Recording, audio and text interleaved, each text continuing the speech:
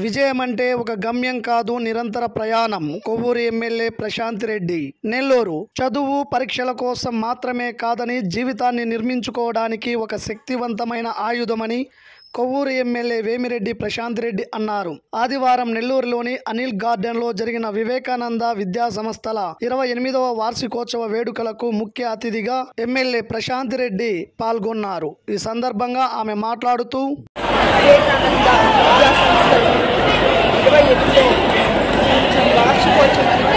రావడం జరిగింది. పిల్లలందరూ చక్కగా 25 సంవత్సరాల నుంచి ఎంతో ఉజ్వల భవిష్యత్తుతో పిల్లలు ఇక్కడ చదువుతున్న వాళ్ళందరూ ఇంకో ఉన్నత స్థానాన్ని పొందారని చెప్పడం జరిగింది. అందరికీ ధన్యవాదాలు. ఈ కళాశాల ఇలాగే క్రమశిక్షణతో ఇంకా ముందుకు తీసుకెళ్ళాలని పిల్లలందరికీ కూడా ఆశిస్తున్నాను.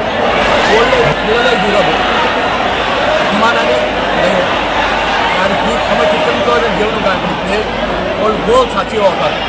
చదువు ఒక్కటే ముఖ్యం కాదు, చదువుతో క్రమశిక్షణనే చాలా ఎక్కువ ముఖ్యం. దాన్ని వాళ్ళు అలవర్చుకుంటారని నా పేరు దినేష్, వివేకానంద కాలేజ్ డైరెక్టర్ని. ఈరోజు వివేకానంద కాలేజ్ పెట్టి 28 ఇయర్స్ అయింది.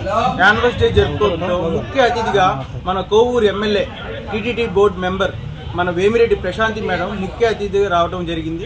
మేడంకి మా కృతజ్ఞతలు తెలియజేసుకుంటూ ఈరోజు ఒక గొప్ప స్థాయిగా మేడం పిల్లలందరికీ ఉద్దేశించి ఒక మంచి స్పీచ్, మోటివేషన్ స్పీచ్ చెప్పింది.